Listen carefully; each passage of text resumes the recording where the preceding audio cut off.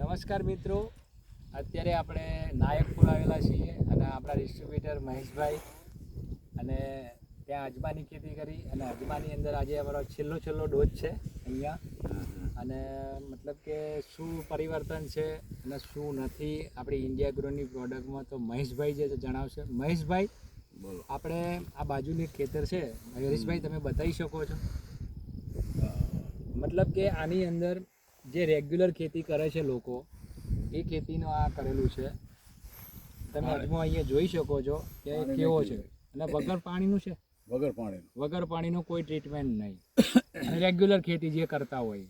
અને અહીંયા તમને બાજુમાં ખેતર એક બતાવી શકું છું કે ભાઈ એનો વિકાસ, એની જે અજમો નમી ગયો છે એના વજનના લીધે તમે જોઈ શકો છો.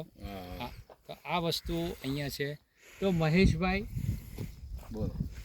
આપણી ઇન્ડિયા ગ્રોની પ્રોડક્ટમાં કેવું રિઝલ્ટ? ઇન્ડિયા ગ્રોની રિઝલ્ટ સારામાં સારું રિઝલ્ટ છે. હા.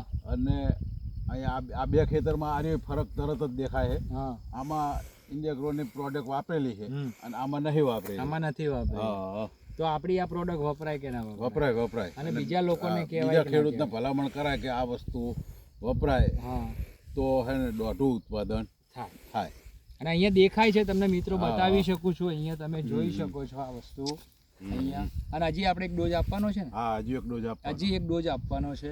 અને અહીંયા તમે આ મિત્રો, અહીંયા કોઈ ફ્લાવરિંગ નથી, કોઈ વસ્તુ નથી, નહીં ડાળીની સંખ્યા તમે જોઈ શકો છો આખા ખેતરમાં. અને આ 8 વીઘાનું ખેતર ને. 8 વીઘા. તો દોસ્તો, હું દરેક લોકોને કહું છું કે ભાઈ આપણી ઇન્ડિયા ગ્રોની પ્રોડક્ટ વાપરો. અને મહેશભાઈ પણ વાપરે છે અને એમનો પણ રિવ્યૂ સારા મળ્યા. અને આપણે બીજા લોકોને કહીશું કે સવાલ જ નહીં. તો તમે મને સમય આપ્યો એ બદલ ખૂબ ખૂબ તમારો આભાર. જય હિન્દ, જય માય લાઈફસ્ટાઈલ.